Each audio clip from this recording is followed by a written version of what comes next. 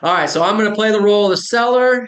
Dan, the recording is on, so I'm ready whenever. Are we doing a pre-qualify first, So or here's do the you thing. want to jump right to the presentation? Yeah, we're going to review the prequal and the presentation. So why don't we just do the presentation first, just so your agents can see. I don't know if they can see it or not, but I have this printout.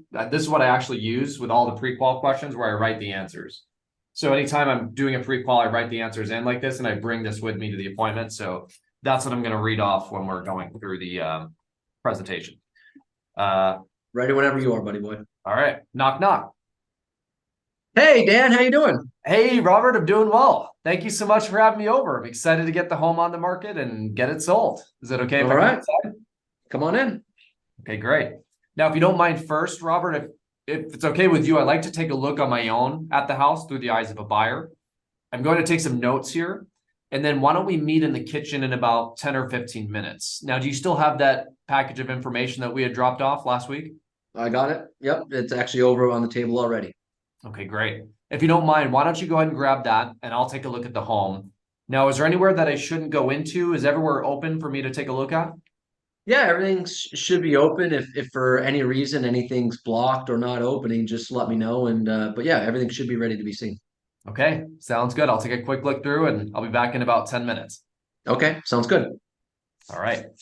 Great. So coming back, Robert, thank you so much for allowing me to do that. Took some great notes here. Is it okay if I go ahead and start the presentation now? Yeah, what'd you think of the house? You think we're going to be able to get the price we're looking at? Yeah, good question. We'll go into the price first. That's really the first thing I wanted to discuss. Fair enough. Okay. Yeah, sounds good. But just to start the presentation, I had three really important questions that I wanted to ask you. Now, first, the most important thing, have you decided today that you do absolutely need to sell the home? Yes. Okay. So not keeping it, renting it, deciding to stay, definitely planning on selling. We considered the rental part of it, but I've never done that before, and I overall just wasn't totally comfortable being so far away from being able to rent it. So we just decided no, we just got to get rid of it. Yeah, I mean, 3,000 miles away, not exactly next door. It's a Yeah, good. yeah, yeah. And so if the plumbing goes bad, that's not an easy fix for me, to be so far Sure. away. And so, no, I mean, if we look down the investment path, it'll be where we're moving to. But so we want to get rid of this house. Get rid of it. Okay. Now, the second thing, which you just mentioned, Robert, will you price your home to sell, or did you want to keep it on the market for a long period of time? Well, that really depends on what that price to sell is. I mean, obviously, the timing is not perfect from when we bought the house from you Right. previously, but that's the way life goes. So, price is certainly a concern. I don't want to just get rid of it and run away. So, Right. we're Sure. gonna we're gonna have to discuss that. Sure. Yeah, that's one of the first things we'll review. And the third thing, did you want me to handle the sale for you? Well, at this point, you're the only person we've scheduled. Sure. You helped us buy this house, and so you're the only person we've scheduled so far. So we'll see how it goes from there. Okay. Is there anything specific that you'd want to see or help you feel more comfortable moving forward today?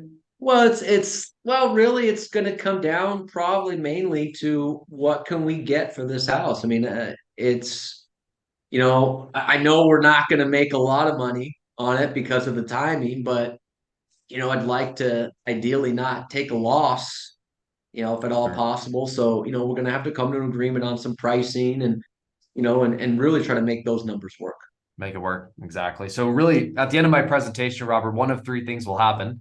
One, you'll Okay. have the opportunity to list the home with me. Okay. Two, you might decide not to list the home with me. Okay. Or three, I might decide not to take your listing. And just to be upfront, any one of those three is fine. Is that fair? Well, what would I have to do for you to not take my listing? Well, it's a good question. It's not about what you would do, but to your point earlier about the price, Robert, if I feel like we're not on the same page or I can't help you get the price you need, I'd rather us just shake hands and part as friends, if that's makes sense for you. That makes sense. I appreciate that. Okay. So the first thing I wanted to do is review some of the questions that I asked over the phone. And I know I spoke with Amanda over the phone, so I'm really interested to hear some of your answers to these questions about your details and your move and all of that. Now, Okay. Amanda mentioned, of course, you're moving back to Miami, where you guys came from about a year and a half ago. She Yep. said that you just got a job promotion, basically, same company, but a little bit of a raise. Yeah, yeah, yeah. So very excited, but the corporate headquarters are in Miami, so this job requires me to be out there. Sure. Well, that's exciting. Congratulations. Thank Now, you. are you guys planning to buy a house when you move out there, or are you renting first? Tell me more about that. So we're gonna rent. We're doing a short-term rental. We've already kind of got that lined out because we didn't want to have to try to manage both transactions at once. Got it. So we have a short-term rental out there where all of our stuff is just going into a storage unit. And so we're gonna sell this out here. Once this is sold and we're moved out there, then we'll worry about buying out there. Buying out there. Okay. So, how does that relate to the timeline for this home? How soon did you need to have this home sold by? Well, ideally in the next 90 days. I Hmm. mean, because we did a short-term rental for 90 days. Okay. So we have 3 months. I don't want to extend it because, as I'm sure you know, the shorter the lease term, the more expensive it is. Sure. And so I don't want to extend that. So I want to be out of this house in the next 90 days to be able to move back to Miami and get a house out there. Out there. Okay. Now, I know you mentioned that you're starting the job in January, correct? Right. So, what does that mean? I mean, we're at the end of November now. If the house isn't sold by then, what happens? You guys are going anyway? I'm going anyways. I Going anyway. mean, it's Okay. it's going to be a problem Hmm. because we'll essentially be paying the mortgage here and then also paying the lease out there. Mm, So we can make it work, but it's going to be a struggle for sure. for sure. Okay. Well, I'm glad we got clear on that. Now, Amanda mentioned earlier that you wanted to list a home around 499. Is that right? Correct. Yep. Okay. And you owe somewhere around 397. Is that right? Right. Yep. Okay. And you do want all of your cash out, so you don't want to do any type of seller financing, anything like that, because you're planning to use the money to buy another home in Miami. Yeah, yeah, yeah. Plus, I mean, we don't have a lot of margins here because of when we bought the house. So, Right. no, I don't really have any money left over to use for financing. Sure. Understood. And you weren't planning on trying to sell it on your own without a realtor at this point, were you? No, it's not my area of expertise. Sure. Well, I understand that. So the good news, Robert, there's really only two things to look at today. Real estate's very simple. One is your motivation to sell the home. And of course, you're very Mhm. motivated, which is great. And Yeah, two, as you mentioned earlier, is the price that we set on the home. So right. for that reason, I prepared what we call comparative market analysis. Did you Hmm. have a chance to review that in the package that we had delivered? Yeah, yeah. I'll be honest with you. I scanned through it. I didn't do a deep dive, but I, That's I did okay. at least scan through it. Yes. Yeah, I'll keep it simple in reviewing this. I know there's a lot there, but really there's two parts to this research. One is what we call fantasy land. So that's what some homeowners like to list homes for, as I'm sure you've seen. And two is Hmm. what we call reality. So that's what professional agents like myself and serious sellers like yourself will actually sell homes for. Does that make Okay, sense? that makes sense. So essentially, we'll need to decide today where we want to spend our time. Now, really, the purpose of this is to determine the value of your house in the eyes of a buyer. Now, I know you just bought this house a year and a half ago, so you just went through this. Are you Hmm. familiar with how buyers in today's market determine value? I could probably come up with an answer, but I'm sure you have a better one. Okay. Well, do you remember? I mean, this was pretty recently. Do you remember how many homes we looked at together when we bought this one? We looked at quite a few, or it felt like quite a few. I don't know. I Yeah. think we ended up looking at like 6 or 7 different homes. Yeah, it's funny. I checked with Michelle and looked at the records. It was 7 houses that you guys looked at. So what buyers do, just like you guys, is they comparison shop, right? So they're going to look Uh-huh. at your home, the price that we have for your home, the features and benefits that you guys have, and the money that you've spent on it. And they're going to compare that to every other home that's either on the market or that has sold recently for their price and their features and benefits. Does that make sense? That makes sense. Okay, so just to give you an example, and this is just because it's a little bit easier to understand. Let's say you were in the market for a new car. I know you guys have a really nice BMW in the driveway, and you're a Hmm. smart buyer. So let's say you're shopping for a new BMW. You see it for 50,000 at one dealership. Then you Hmm. see shop around, go to a different dealership. You see the same exact car for 50,000. but it has a bunch of upgrades, the better stereo system, the better wheels and rims, all the technology kit. Which one would be more valuable in that case? Well, it's kind of a no-brainer, right? It would be the second one. Of course, if it has more for the same money. But the key Right. is that first dealership, the one without the upgrades, Mhm. let's say they called you just because they had to move the car for whatever reason. And they said, hey, Robert, instead of 50, we'll sell it to you for 40,000 today. Which one would be more valuable then? Oh, I'd probably go with the first one. I mean, because even a stock model BMW is going to be pretty good Right. for $10,000 off. Of course. So as you can see, and most buyers will do the exact same thing. So if we want to increase the value of your house, going back to your house here, if we want to increase the value, there's two things we could do. We could have more features and benefits for the same price, or we can lower the price. Does that make sense? Yeah, that makes sense. Okay, and that's why after I looked at the house, I'm assuming at this point there you guys are moving pretty soon. You're not planning to add any more features and benefits to the home, are you? No, no, no, no. We bought this house a year and a half ago. It was already in pretty good shape. I mean, we haven't. I don't think we've destroyed it that much. So I No, think I no, think it's I in think we're great I shape. think I think we're okay.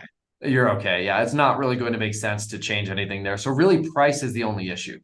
Can I show you what I mean in that CMA? Yeah, absolutely. Okay. So let me go ahead. I'm going to pull up my seat next to yours, Robert, so we can look at this together.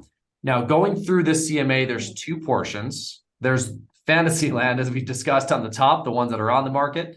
Those range, from the low fours up to 505. And then Mhm. there's reality. So that reality portion is on the bottom where it says sold. You see those ones? Right. I see those. Yep. Okay. Now, with that whole range in reality, Robert, you're seeing on the low end 407, on the high end 407. 505. What Right. would you say is about the average in all of those? Probably somewhere in the 430 range. Yeah. So 430 to 450. The Yeah. one at 505 was completely renovated. This was a builder sale. Do you know how that works with builder sales and how they work with their prices? Not really. Well, in your case, you're still competing with the builder. So what the builder does is they want a higher price because that sets all of their comps. And then they give a bunch of money away in upgrades. Do you remember that when you bought your home? Yes, yes, yes. Yeah. So that one at 505 didn't really sell at 505. It actually sold closer to 460. Does that make sense? That makes sense. Okay. Now, the more important thing are the ones that you're competing against. You see those on the top? Those are the actives. Yeah. Yeah. Those are the ones on the market right now. That first one on Alabaster Peak, how much is that one listed for? 415, 990. Right. 416 just about. And you see on Right. that right-hand side, Robert, where it says days on market. How long is that one Yep. on the market? 14. 14 days. Now, can I share with you what concerns me a little bit with this home? Sure. Well, I just called the agent and they actually don't have offers on this. Now, it's a little bit smaller than yours, but I mean, that's already 14 days. So let's think about that. We're at the end of November. That puts you, mid-December, hopefully, when we would get an offer for 14 Right. days by the time we get it on the market. Then you have another 30 days for closing. So already right off the bat, we're in mid-January. Yep. See what I mean there? Yep. Adds up quickly. Yeah, it does. Especially you mentioned earlier, you guys don't want to be waiting until after January to be paying two mortgage payments, basically, right? Right. Okay, Correct. so based on that, what price do you feel that we should use that will get a buyer to buy your home instead of one of the others that's for sale right now? Mm. Well, what's the difference between, because the one at 416, 'cause, I mean, I have the listing here, but there's this one on Fennel that's 505 Mhm. that's also three bedrooms, three bathrooms, just like the one that's at 416. So I mean, why is one listed for 505, the other one listed for 416? I mean, That's a great question. Can I share with you a little bit of insight there? sure. Well, from when you guys closed on this house, how much money do you think you spent between appliances, the backyard, finishing it with the landscape, the window coverings, all of that? Wait, 25,000. Yeah, I think you mentioned, or Amanda mentioned it was a little bit more, around 40,000, right? 40 to 50? She knows money more than I do. Yeah, she's in charge of that department. So this house is just like yours in that regard, that it's a spec home that someone already moved into. So they've already spent all that money on the, extra options, the things that you do after you build a house to get it actually livable and functional. Now, what's interesting about this house, Robert, do you see on the right where it says days on market? Yep. How long for this one? 61 days. What do you think that says about their price? Probably too high. Yeah. I mean, if you saw a house on the market 2 months, what would you think? It's too high. Yeah. So again, based on that, we know that's not working, right? 505, they've already tried that for us. That's the good news. We've already tried that. We see that price at 5 is not working. What price do you feel is more realistic where we'll actually get some traction based on the other ones in the reality section? Probably 450. Mhm. I Yeah, mean, I'm guessing somewhere based on when you're looking at the souls, like you said, the average is probably somewhere between 430 and 450. So probably 450. 450, exactly. So based on that, that's exactly the price that I'd recommended for you, Robert. Would you be ready to list your home with me at the 450 price today to get you guys moved to Miami in the next couple months?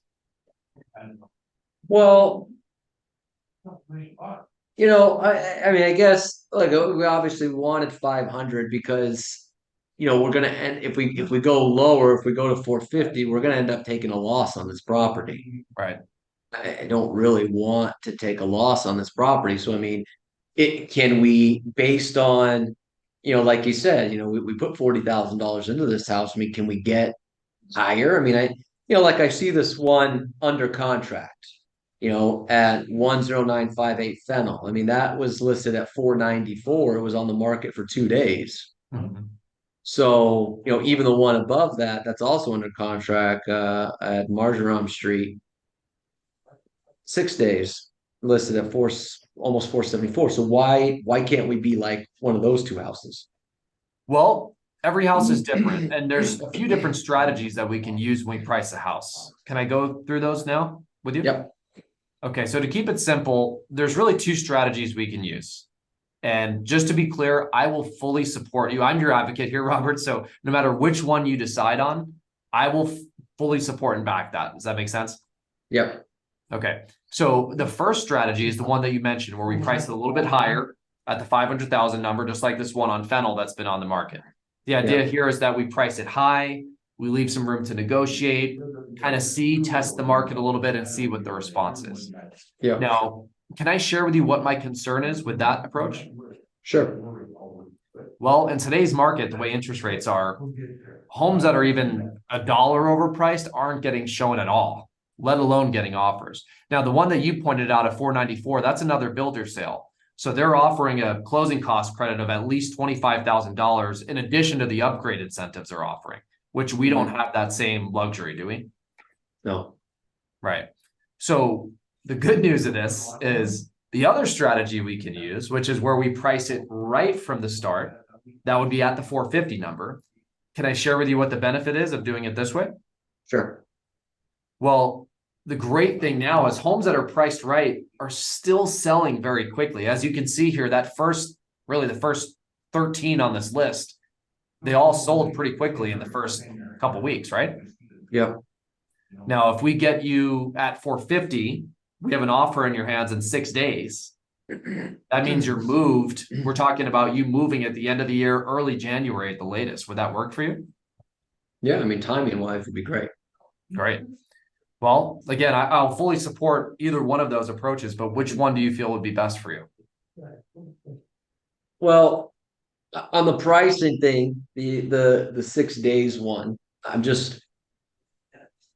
having a tough time, obviously, because I get it, the timing doesn't, like I said at the beginning, timing's not great because it's a year and a half after we bought it, but uh, it just stings a little bit to take such a loss on this property. So I guess where can we, if we price it at 450, where can we get some help? I mean, I looked at the net sheet you sent, you're charging your commission.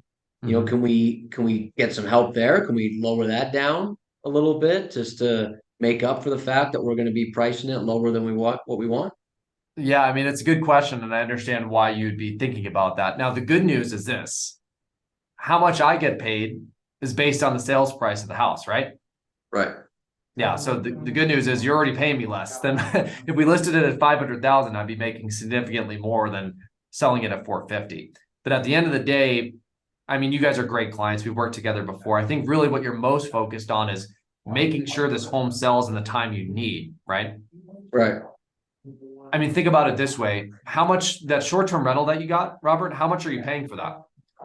3,000 a month. Okay. Do you want to keep paying that for 6 months or would you rather keep it 3 or less? 6 days would be great. Okay. So let's do the right thing. Let's get it priced right from the start. Again, I know you guys will be happy. The fee that we charge is what we charge. It's not flexible. That is the amount that I charge. But I can guarantee you that I'm going to get every single dollar out of this house that we possibly can. And at the end of the day, that's what you want, right? Right, but that fee you charge is for both you and the buyer's agent. Correct. Right. Okay, so if I'm willing to pay you, do I also have to pay the buyer's agent? Because it feels like I'm paying you to do a lot of marketing and promote my property. Not quite sure why I have to pay a buyer's agent to read your marketing. Yeah, it's a really good question. I appreciate that. At the end of the day, what we pay to the buyer's agent is really up to you, Robert. We can offer them whatever amount you want. But can I share with you how that might help or hurt you a little bit? Sure. So before you do that, let's assume that I wanted to lower their commission down to 2%. Sure. So how is that going to hurt me? I mean, they're still making $9,000 on this property just to read your marketing material, Yeah, it's a lot of money. Totally get that. Now, when you bought this house, though, you guys didn't pay me any commission, right? right? Yeah. So the buyers, you're selling now and you're paying it, but you didn't pay when you buy it. Now, the question that you asked, though, is really valid about the 2%. Can I share with you how that might hurt you? Sure. Well, if you look at this list of the CMA that I sent you, you see these ones that were on the market for 2 days, 6 days, 2 days, 5 days, 3 days. You see all Yep. those in there? Yep. So I actually already went through these, and all of these sellers were offering at least 2.5%. Now the builder is offering 3% right now because they're trying to move their stuff quickly. You understand that, right? The ones that we're competing against. Yep. So what do you think that does if we're offering less than the builder's offering? Makes the builder's offer more attractive to the agent. Yeah. So again, it's really up to you and the amount that you want to offer. But what do you feel? I mean, the average right now is 2.5, but what do you feel would be best to really make sure the house gets sold? Well, why don't we just stick with the average at 2.5 then? I mean, I know it's only a 0.5%, but we're taking a loss, so every little bit adds up. So let's Sure. let's do theirs at 2.5. Sure. Yeah, I think that's the right move. So would you be ready to get it on at the 450 price today? 450, 2.5 to the buyer's agent, and you got a deal. Okay. Sounds good. Just need your signature right there. Okay. There you go. Nice. What'd you think? That's good work, sir. That's Thank you. very, very good. For an analytical, you smile a lot. It's a lot of practice. uh, Yeah. You're very well. I'll save my comment. So let's open it up here. Give Dan. What are some positive feedback you have for Dan on his presentation? What'd you all get out of that? What'd you like? Very natural, Very not natural. scripted, not scripted. I feel it sounds scripted. Yeah. So and Dan, you were pretty close to on script. I mean, you add your little things here and there, but you were pretty on script. And yet still, to Rochelle's point, sounded very natural, which I agree. It didn't sound like you were reading a script. So would anyone like to take a guess as to why Dan is able to do that? He Lots of practices. practice. Oh, okay, got it. Practices, very good. But I would also say, I'm guessing, Dan, that it's not just practice, it's the quality of the practice, right? Agreed.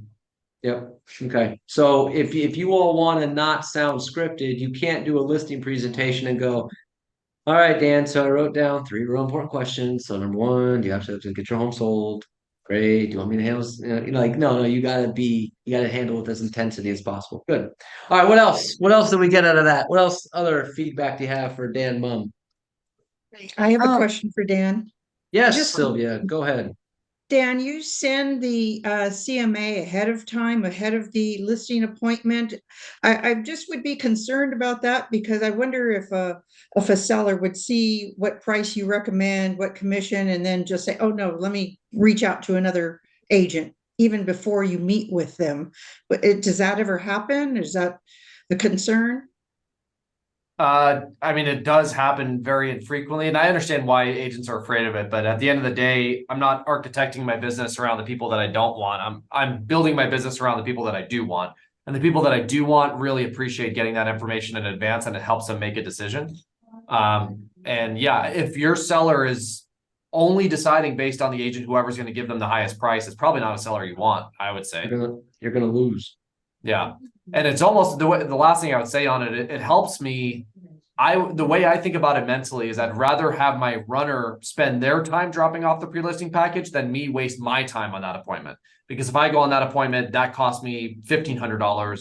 My runner, I pay them $30 to send a pre-listing package to. So it's a win in my eyes. Point. Thank you. Good question. So, but it's a great question that Sylvia brings up because we hear it a lot, obviously from myself from a coaching standpoint, and Dan does a lot of talks and stuff with agents, so that he gets that question a lot too. And what's important, two things I'll say to that is number one, they're probably never going to like your price, whether you say it in person or you give it to them ahead of time. The benefit of giving it to them ahead of time is, as Mike Ferry has taught us for years, it's hard to stay mad for 72 hours straight. So they get your pre-list package and they go, 450? This is ridiculous. I'm listing my house for 450. This guy's on drugs. He thinks we're going to list this house up, and for 6%, good God. I can't believe we're even interviewing this guy. That's Tuesday. Wednesday, they've kind of read the packet. Well, I mean, I guess there really aren't a lot of homes selling for 500. Thursday comes along, you get there, they're a little calmer. Okay, they're not happy. they're calmer, which makes it easier to present to them as opposed to being at the table and saying, "I recommend a price of 450," and then they're upset and frustrated. So it gives them time to cool down when you do things like that. The other thing is, to Dan's point, is if all they're concerned about is price or commission, you're going to lose. There's always going to be an agent that's going to offer a higher price. There's always going to be an agent that's going to offer a lower commission. So if they call you and they say, "I'll tell you what, if you're not, there's no way that I'm going to pay 6% when someone else is offering 3%. So if you're not going to come down to 3%, don't even bother coming over." Okay. Like I'm never going to win on commission because even if I do offer 3%, you're just going to go to the other agent and say, Dan's offering 3, so you got to go to 2.5, and I'm just at a race to 0. So, but it comes up. It certainly comes up. So it's an important thing. Good stuff. Hey, Robert, Yeah. is that okay to say average on that we charge or whatever the buyer's agents make? I thought that we supposed to start replacing that word. So as long as you can prove that that is correct. So what Michael's talking about is with the lawsuit that came down on commissions, one of the things that is going to go into effect, it hasn't gone into effect yet. Remember, with the lawsuits, that's probably 6 to 8 months away, maybe even longer. Whatever you say, you have to be able to back up. So to Dan's point, when he said the average in our marketplace is 2.5%, as long as you can prove that the average is 2.5%, you can say those things. Now, if you say the average in our market is 2.5%, and then the average in the market is 2.22, then you got a problem. So yeah, as long as you can prove it. Same thing with your own individual stuff. If you say, well, most of my clients pay, pay 2.75% to the buyer's agent, as long as you can prove that in your transactions, you can say it. But if it turns out that only one transaction in the last 10 has paid 2.75, then that's when you can get into trouble. So as long as you can prove whatever you're saying to be true, then you can say it. Yes, Jake. Good afternoon, Robert. Thank you very much. Thank you, Dan. Thank you.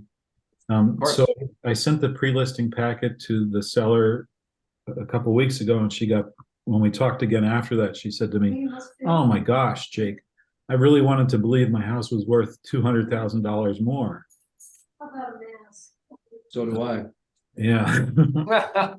So I'm gonna go back and see her today. You have any suggestions?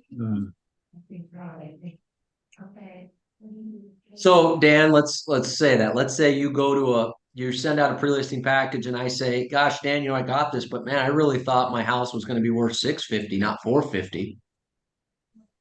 First, what price point is this? $5 million house? Because that would be not too big of a difference. Yeah, that's not too big of a deal. But yeah, I mean, at an average price point, I would just say, yeah, that's great. Totally understand that. Why don't we discuss it when we meet and you save it for the presentation?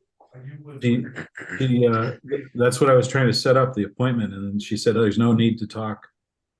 Okay. Okay, then yeah, I Okay, mean, next, right? You go to the yeah, next it's a motivation issue. motivation. Okay, Yeah, get off price and ask them again why are they interested in selling. motivation. Thank Yeah. you. Excellent. Okay. Well, if that's the price that you're going to suggest, then there's no reason even to come out. Okay. Well, look, I appreciate that you're saving me the time, but before we do that, tell me again, why were you thinking about selling to begin with? Always know? look for that. Okay. Oh, it goes, yeah. Because, well, I'm thinking about selling, Jake, because I live in a 1-bedroom, 1-bathroom, 500-foot condo, and my wife is pregnant with triplets. You know what? We should probably still meet. Okay. We should Yeah, probably there are still some get together. scenarios where even if they are that firm, I would still, the way I think about it is like the sellers have a defense set up on the price, especially in these situations. Some of them do. They have like a machine gun set up. And if you just keep running into it, telling them how they're wrong on the price on the phone, it's not going to turn out well, right? So to Robert's point, if you just go around, ask them about their motivation, see if there's anything there, then you could still go on that appointment. And sometimes people just have that defense mechanism set up, so they're just not willing to hear it until you get face to face. So I would always base it on their motivation, not based on the price that they tell me on the phone. Very good. Very good. Very good. There you go. All right. Before I go over my feedback, any other feedback for Dan on his listing presentation? Just one more question. Just wondering, where do you talk about your marketing plan? Is that part of the package that you send ahead of time, or how do you convey that to the buyer or to the seller? Yeah, I don't often. It is in my pre-listing package. I have my marketing plan in there. One little tip that has helped me is I write the description for the house before I go, based on the pre-qual and based on what I'm able to find. And I put that in my pre-listing package. That really separates me from other agents. And it tends to impress them. But I don't usually talk about marketing a lot because at least in our market, I know every market's different, but I think if a seller's asking you what you're going to do to sell the house, it's usually because there's a lack of confidence in you to some degree. Not always, but usually. So I try and not get into that too much, but every now and then I have to go through it. Probably also depends on the price point too. I mean, with a $400,000 house, Yeah. it's probably not much marketing that people are concerned about. When you're doing a $2, $3, $4 million house, then yeah, you're probably going to have to get into marketing a little bit more. Yeah, our shacks don't require a whole lot of effort to sell here in Vegas. What are you going to do for my tree house, Dan? Well, Hey Dan, is there ever a situation where you will lower your commission? I mean, on a $2 or $3 million house, possibly? Yeah, I mean, I don't get all of them. I charge 7. I don't get it all the time. I get half the time I get 7, the other half I get 6, and that's basically it.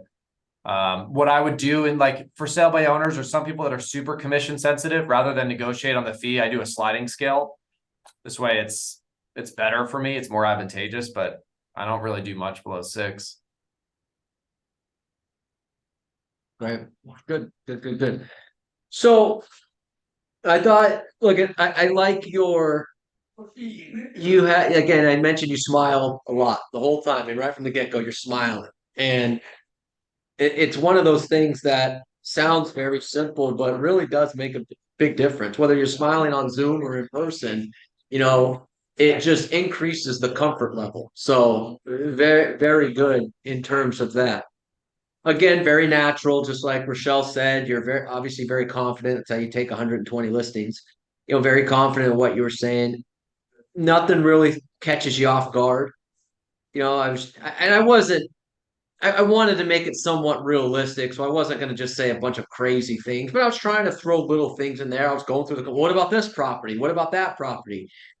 And what I know, one of the things I was really impressed with when you were going through the comps, you knew, oh, it was a new build that gave this many credits.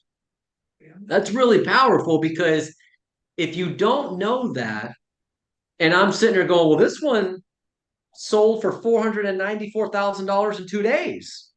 If you don't know that they gave $30,000 in credits, it's really hard to make an argument against my price, Maybe I right? should be putting that in the CMA. And to your point, though, don't you think that might be a good idea to write that in the I would. package? I would. I mean, I think that's a really good idea because otherwise, I'm looking at that going I mean, it's a similar house in terms of bedrooms, bathrooms, square footage, and it was for 494, and it's went to escrow in 2 days. I'm looking at that going, baby, you're telling me 450. Hello. And then even the one below that was 475, I think. And that went in 6 days. So, but if you did, so you could put that in the package, let them know, by the way, this is really more fantasy land because the reality is they gave away all these credits, which I'm sure you don't want to do. So I liked how you really put that together. It made all the sense when it came to price. But I hope what people got out of that is if you have to know the homes, especially for those of you that work in a lot of new build areas, you got to know that stuff. Because otherwise, how are you going to come back? How are you going to tell me to list at 450 when two homes just got put into escrow? They're similar to mine for $40,000 more in 2 days. So I was really impressed with that. I thought that was very good. You handled the objections in the presentation, which was I didn't have to bring up price. I brought up price only because in the scenario I was losing money. You brought up price while you were going through the comps. Like you actually said uh you brought up the handler. I didn't get a chance to write it down because we were role playing, but you brought it up in the middle of the comps, and I was like, oh wow, so he just handled the objection right there. Didn't wait for me to ask the objection. So I like how you were more proactive. Like I'm handling this stuff ahead of time, right? In my presentation, where it limits the number of objections that I can really throw at you. So thought that was really, really, really well done. As a whole, I thought it was great. I mean, it's very clear why you list so many properties on a yearly basis. I mean, you really, really did a really phenomenal job. I was very impressed with it. The and then at the end, you just, I'm always so impressed with people like yourself. There's like no pressure on the seller to sign the contract. Like you asked me to sign the contract. Actually, you didn't ask me. You told me to sign the contract. But I think for a lot of salespeople, it feels like a sale. Okay, Dan, well, let's just put pen and paper together. I didn't feel any pressure. It was just the natural ending. Okay, well, let's sign the contract. Like, oh, okay. So, but I think that is part of just your demeanor, the way again you make everything's really comfortable. Nothing feels overly pushy, overly salesy. You're just kind of telling it like it is. It makes it easy at the end, where it's just, yeah, I guess I'll sign the contract. Just makes all the sense in the world. That was really well done.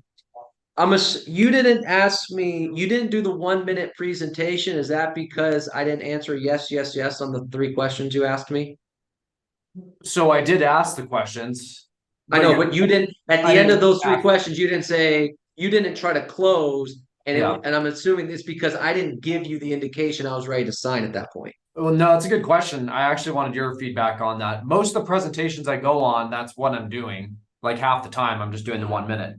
I would only not do that if it's very clear that you're not ready. But sometimes what I learned is that if there's kind of like it gets sloppy if I think it's all done and buttoned up, and then I ask for the signature, and then they're like, well, hold on, I kind of have some questions. Then you go back into the presentation backwards and it's all screwed up. So I've kind of learned to just either do the 1 minute. If it's not 1,000% yes, then you're going into the full presentation. But I wanted to hear what you thought. No, I think I would agree with you because I don't think the answers I gave an indication that I was ready to go. Because you even asked me, you said, you want to price it to sell or keep on the market? And I said, well, it depends on what the price to sell is, you know. And I gave a little bit of an explanation. I don't think, even though I said, yeah, you're our guy, you're the only one we're interviewing, we definitely have to sell. I don't think the price comment that I gave felt like it would have been kind of awkward if you were like, okay, great, let's sign the contract. Like, I just told you I have concerns about price. So I don't think, I think you did it the right way, in my opinion, by not doing that. Because that's a pretty aggressive close to ask for the contract right then and there, right? So I think you have to be pretty confident that they're ready to go. Usually you'll get accused to your point, I think. So they'll usually tell me like, yeah, we looked at it, price looks good, we're happy with that. Then I would just go for it. And Yeah, it you does go for it. happen, but yeah, just probably depends on what they say. Got it. Got it. Got it. Got it. All right. All right. Everybody do me a favor. It's 1 o'clock and this man's got other things to do other than listen to me babble. So do me a favor because he took time out of his day and did me a favor and did us a favor by doing this. Unmute yourselves and give him a round of applause, please. I greatly appreciate it. So, Dan, Thank you. killer Thank you. stuff, buddy. Killer Thank you, stuff. Dan. So, Thank you, Dan. and if Thank you you, have, Dan. if you have any people that you need help with, Dan can obviously help them out in Vegas. Like you said, he just got referral from one of our This is agents the the other day. other So, one. but this is look at. But I'll say this. This is be my last thing I'll say about Dan's presentation. I know he won't be upset at me for saying this. Didn't do anything that was overly special. You know what I mean? Didn't use any words that I had to go to a dictionary for. And it's one of my favorite things I always like to say. And again, I know he's obviously a special guy, okay, for what he does. But I mean, there's nothing that he did that no one here on this call couldn't learn to do. Okay. But you have to learn to do it. You got to put in the work. Otherwise, you won't sound as natural as he does. But I just hope that when you see this guy going, God, he does 120 listings and nothing crazy. So, very, very powerful stuff. Dan, I know I said this at the I said this. Sorry, What's what's the counter, Robert? I didn't hear it. Yeah. Oh, you said for 0 Oh, good. Sorry.